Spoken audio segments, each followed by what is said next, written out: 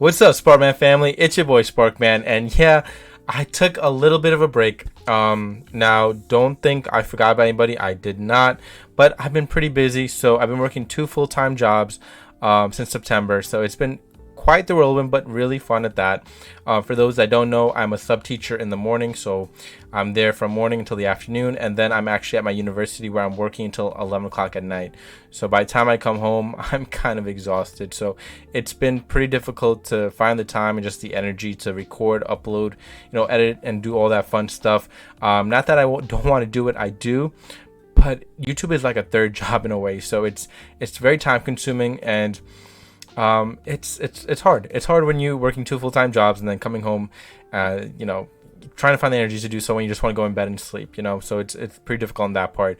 Now my weekends, yes, I can record, obviously I can, but I'm also in my master's program to become a full-time teacher, so I'm doing homework, and then I just want to relax, either hang out with friends, all that fun stuff. So it's either I'm recording or I go relax, and I'm choosing to relax and do some me time. I have to, guys. I have to. If I don't, I'm literally gonna break down crying. But in all seriousness, I'm really happy with both the jobs I'm working at. Otherwise, I wouldn't be working two full-time jobs. But I'm really happy to be doing that. I'm invested in my career right now, and I just want to go on and do something great with it. And of course I do want to be here on YouTube, so I figured out a schedule where I can record maybe 3 or 4 times a week, so that way I can upload for you guys. Every day would be almost impossible. I burn myself out, and I don't want to do that. I want to be here recording videos, and those that do every day, props to you that do it with a full-time job or two, or how many you have. But I know personally for me and where I'm at, with school and 2 full-time jobs, I can only do so much, so trying to find the time is a little difficult, but I'm going to be here trying my best to do that for you guys. But let's get right to it, because I've been away for a bit, but I have not been unaware of what's been going on in the market. I've been very in tuned, and I am very excited to talk and give you my insights of what's been going on. Now I'm sure you've heard from other people, but I'll give you some of my own insights. Again, I'm not a financial advisor, but I give you my best opinion on what I believe cards you should be looking into and buying or not buying, that is. So let's get right to it in this market watch. Now, Age of Overlord is a very hyped set, and rightfully so. It has a lot of great cards that's affecting the meta, a lot of great archetypes, and all archetypes at that giving out some really cool support here, which we'll go over very shortly as well later in this video. But overall, a great set, probably the best main set of the year. Is it the best set of the year, like product-wise? Well, Rarity Collection's coming out, so I think it's going to give it a little run for its money here. But, Age of Overlord as the main set of the year is probably going to take its spot. It does a lot of things that, other sets have been lacking this year. And, yeah, I'm really excited to see what goes on here. Now, I can't speak to buying it right now because, obviously, you wait 2 weeks and you'll see all the price drop here. You'll have your little influxes here and there, but for the most part, wait your 2 weeks, and then let's talk then, right, about the Age of Overlord set.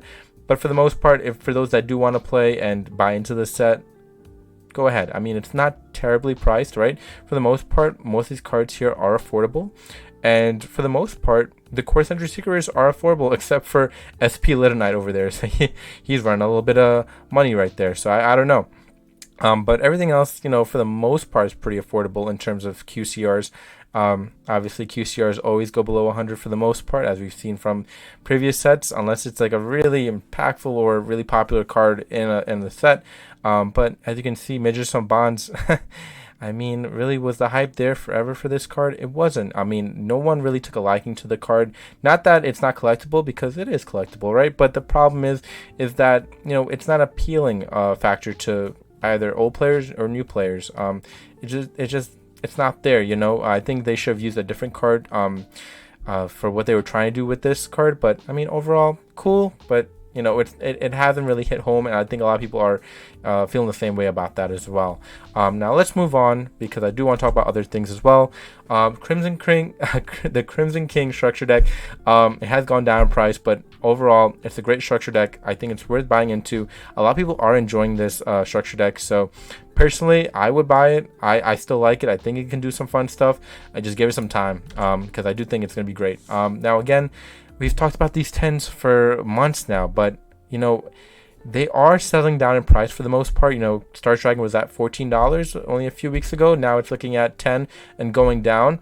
But now personally, I would tell everybody to start buying into all the QCRs from the tins here, just because this way you have them at a really relatively good price, right? And you can look to profit off later on if you want, or just for collectible value. It's a great time to buy to hold in your binder, because again, these are pretty good prices for these QCRs. They're all really, really popular cards from back in the day. You know, Stardust, Dark Magician, Cyber Dragon, Black Rose, Red Eyes, Blackwing Armor Master, EXODIA.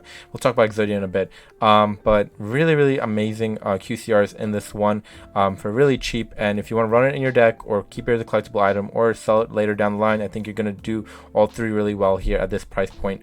Now, we look at the tin cards in general. Now, it's really weird, right? Because people are not really opening up the tins. But then again, they need some of the cards in the tins. Though you have people that bought in early in the tins, you know, single cards here and got them for really cheap. So right now, there's not many people that need these cards because they got it for pretty cheap when it first came out. But then again, there's some people that missed on the opportunity. So those that missed on the opportunity, they are still looking pretty good for the most part. I mean, the cards aren't that expensive, but then the other part to it is that the cards are starting to go up in price, that is, as well, because people are not opening the tins, so the lack of availability of the cards is there. So at some point, one thing has to give, and I think at this point, if people are not opening up the tins, these cards are going to start going up in price heavily, and that's a pretty good sign, because maybe the tin seal value might actually go up as well. So we'll see what happens there. Duelist Nexus, we've talked about Duelist Nexus months now as well. You know, Duelist Nexus, again, I do love this set. You know, repping the banner in the back, I have a lot of love for this set because I do like Crimson Dragon. I do like Cosmic Quasar Dragon. What's it called? Cosmic, is it? Yeah, Cosmic Quasar Dragon.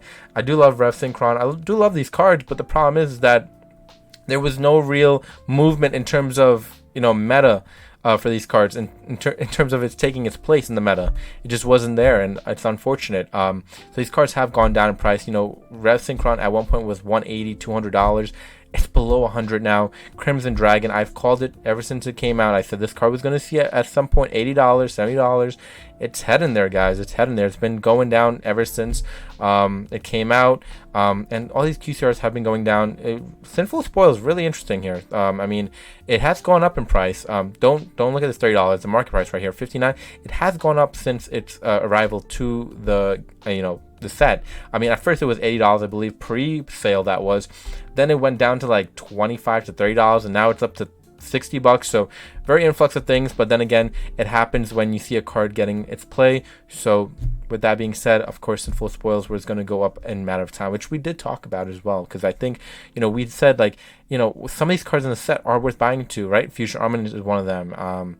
You know, I do think Cosmic Quasar Dragon has a spot in the near future. Nightmare Magician has been seeing some secret movement as well, not just from the QCR, but from the secret rare as well. So keep an eye on that as well.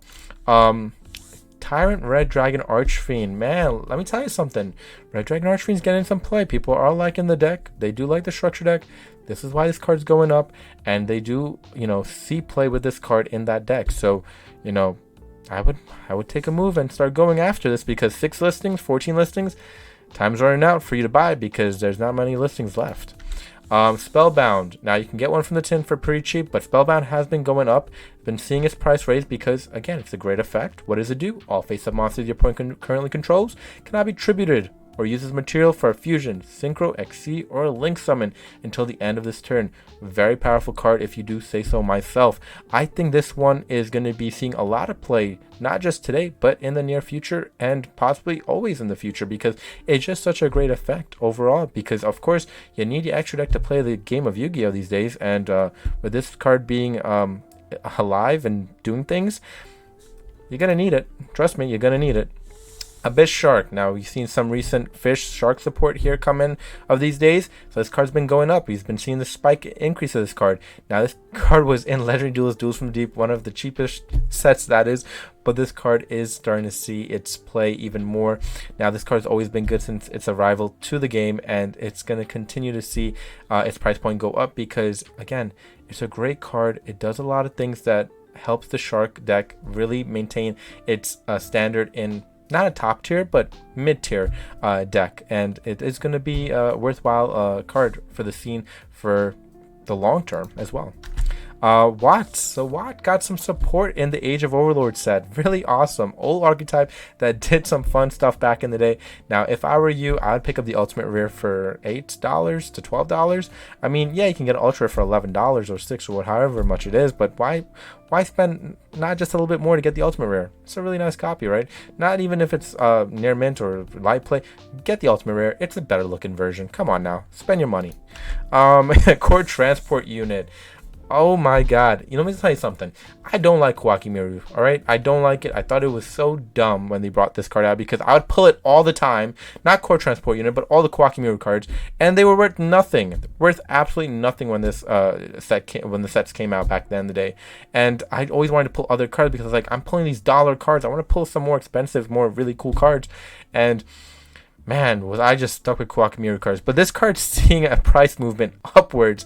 I mean, someone bought 2 quantities for 19 bucks, and there's only 4 people listing left of it. I mean, 3 listings here, 4 quantity of, but man, 4 listings of people having it. It's kind of getting scarce. So keep your eye on this one as well, because the price is out of control.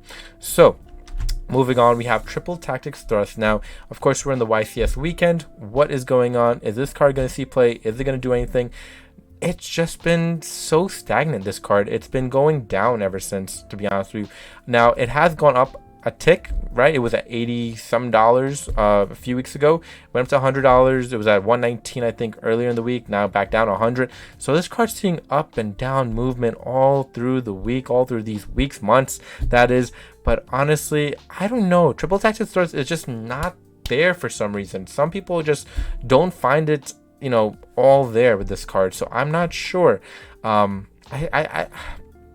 I'm one of those people that I actually don't believe in this card as well. So I'm on the not hype train on this one. So I do think this card will continue to go down, in my opinion. Yes, it has gone up. Yes, it has gone down. It's a weird one at that. I don't know. I wouldn't buy into this too much. There's other great cards out there, but sure, people do run this. Yes. Miss Worm, Edison format. Woo! I love Edison format. It's fun, but my God, Miss Worm has been going up, especially in the parallel dual terminal ultra rare parallel rare. $64. My lord, $74. People have been buying it. I mean, it's pretty insane. The near mint this price point is at. So yeah, pretty crazy at that. The last thing I wanted to look at here, because EXODIA have been winning in this YCS, I wanted to take a look if the Starlight Rares have gone up. They have not. They have actually been going down still. But you never know. Maybe at the end of the weekend this might go up. So we'll see what happens here. But one thing to note is that, my lord, Blackwing Armor Master Starlight Rare. Yes, I know it has a QCR, but $44? Oh my lord. Now you guys might think to yourself, $77 is what you see at the market price. No. $44. Guys, this is insane. This is a Starlight Rare. It's so cheap, and it's one of the more iconic Starlight Rares and more popular ones at that. Yatagarasu going down, this one going down, all the EXODIA pieces going down. And let me tell you something, Borderless Savage ain't, not a bad card. I would start trying to take a look at this one as well. But overall, pretty good set to invest in as well. I'm not going to lie. $50 for a sealed booster box of this.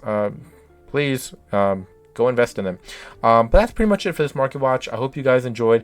I'm going to be trying to upload much more as well. So with that being said, I hope you guys enjoyed today's video. From your Shirley Sparkman, please subscribe, like, and comment, and peace out, YouTube. I give my all. Hey, just to save you, I give all.